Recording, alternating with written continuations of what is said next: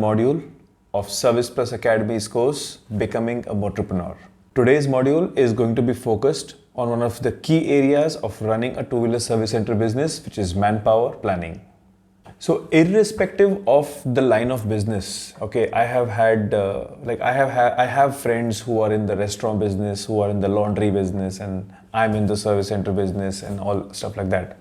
So everyone whom I have met in the service business, wherever we're providing a service and not just a product, if you ask any one of those guys about what is their scene with their manpower and how do they manage their manpower, personally, I have seen almost 80% people break their heads when it comes to this part of the business. Most of the time I have people cribbing ke yaar manpower kaam nahi karti, not ye nahi hota, banda chhod ke chala gaya, the guy is left and gone, he didn't inform me, there was no notice period, and a lot of things were there. And there's nothing wrong with that, and there's no, I don't say that's not true, that is true.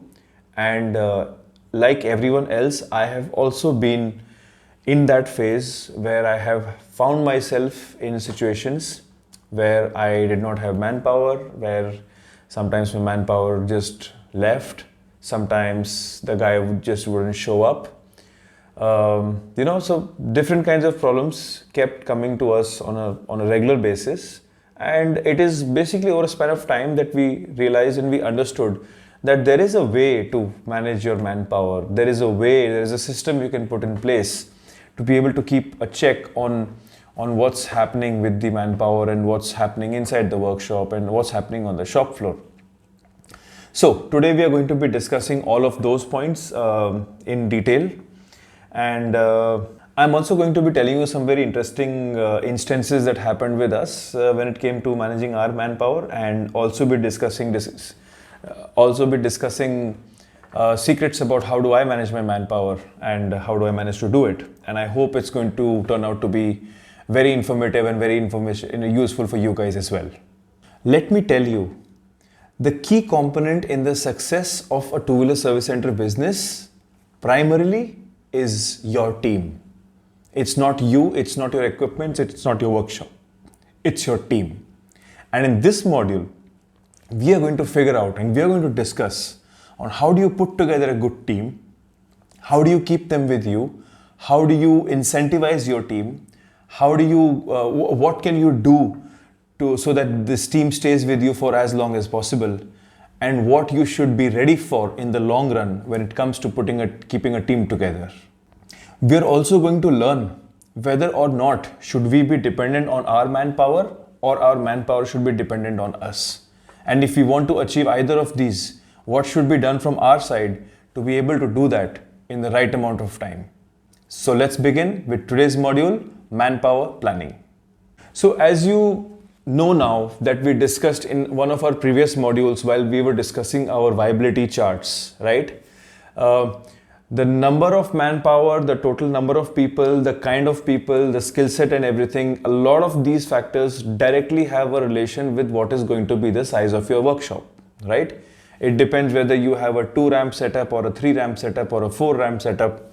It also depends on what kind of volume of business you're expecting. It also depends on what kind of locality are you putting up shop, as to how soon do you plan to break even or how soon do you expect to break even, and what kind of business volume you can expect in the kind of locality that you have set up your workshop. So a lot of people have been regularly asking me, yaar, what is the key secret to retaining a good manpower? What is the key ingredient towards keeping your manpower motivated and all that stuff? And every time someone asks me this question, they expect me to say something that is going to solve all of their problems. They expect me to give them a secret or a formula which works pretty much everywhere with every person. But guys, the reality is that there is no secret formula. There's no one-size-fits-all theory that can work in this. What we have and what I have acquired with my experience over these years is only going to help you figure out and give you more clarity as to understanding as to what you need to be doing to manage your manpower efficiently. Yes, there are certain do's and don'ts that we are going to be discussing. Yes, there are certain procedures that if we follow, our jobs might get a bit more easier. But you have to understand, manpower planning is not a one-time job that it can be done and left out. Manpower planning is a full-time job, and this is basically going to be one of the key areas of your business where you will be giving a good amount of time on a regular basis, because end of the day, you cannot take care of the entire show all alone yourself. Eventually, you will need someone, you will need a team, you will need a support of your employees for you to be able to build your business, grow your business, and take it forward. So if you are starting your business with the mindset that I am the one who's going to be doing all of it, maybe right now it might be true, but in the long run, you will not be able to do all of the things on your own. You will need some people under you, you will need some people beside you, you will need some people working with you, with your vision, to take your vision forward and to be able to achieve success in your workshop business. All right.